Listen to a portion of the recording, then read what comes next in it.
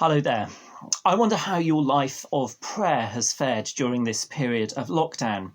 For many years as a Christian, I was somewhat sceptical of people who claimed to have visions or pictures in prayer, though I did have to admit that there were plenty of amazing figures in the history of the church who had done just that. And indeed, last Friday, the church calendar remembered and honoured Julian of Norwich, a remarkable woman whose revelations of divine love were based on 16 visions that she had all on one day in May 1373.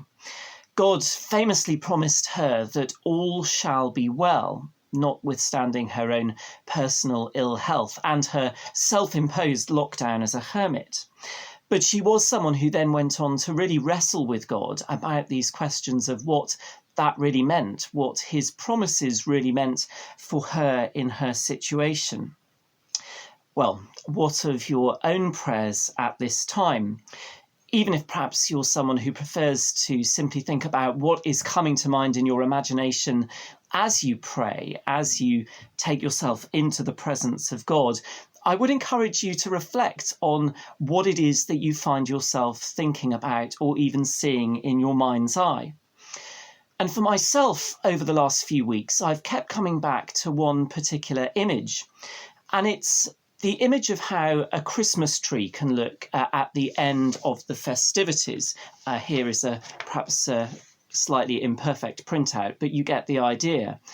The tinsel, the baubles, the fairy lights have all been stripped away, and you're simply left with the tree. This is a tree which still has its roots. It's in a pot.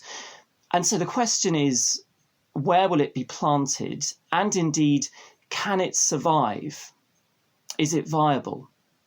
And I think these are rather harsh and challenging questions that we're facing, of course, not just within the church, but pretty much everywhere you look in our society. A few thoughts ago, I reflected on the rainbows that people have in their windows and asked, of course, how many realise the deep Judeo-Christian roots of the sign of the rainbow as a sign of God's eternal covenant with his people, his promise to the world. It's also made me think about Noah and what it must have been like for him to be faced with this awesome task of restarting society.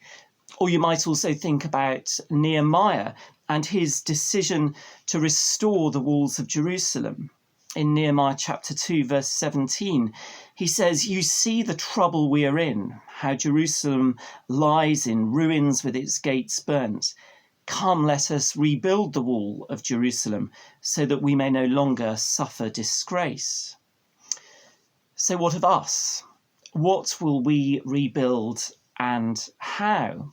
Within our church, our community, in business, public services, the arts, everywhere you look, there are massive questions.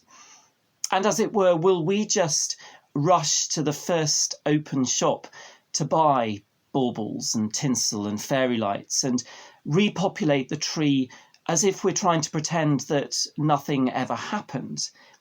Or will we embrace the possibility of change for the better? I don't know about you, but there are certainly plenty of things that I long to see change as a result of this.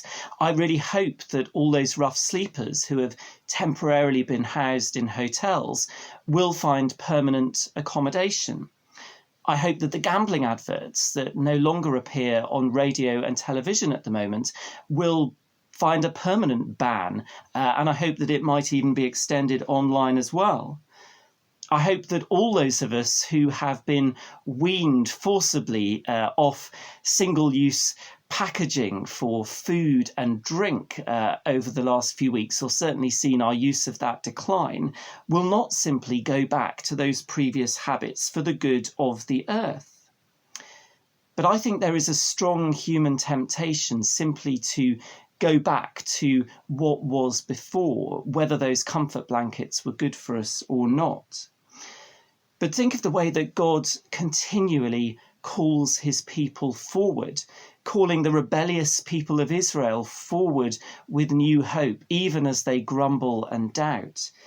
Or think of Jesus calling the first disciples to leave their nets at a moment's notice and to follow him. And why? Because in a moment they had realized that they had met a person and found a cause of infinite worth.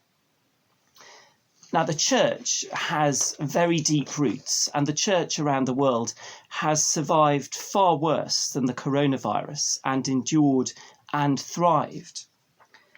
But I hope you will join me and pray that we will have eyes to see where the tree now should be planted, how it should be decorated, so that we can use the shock of this time to create and recreate a church and indeed a world that looks a lot more like the one that God first intended.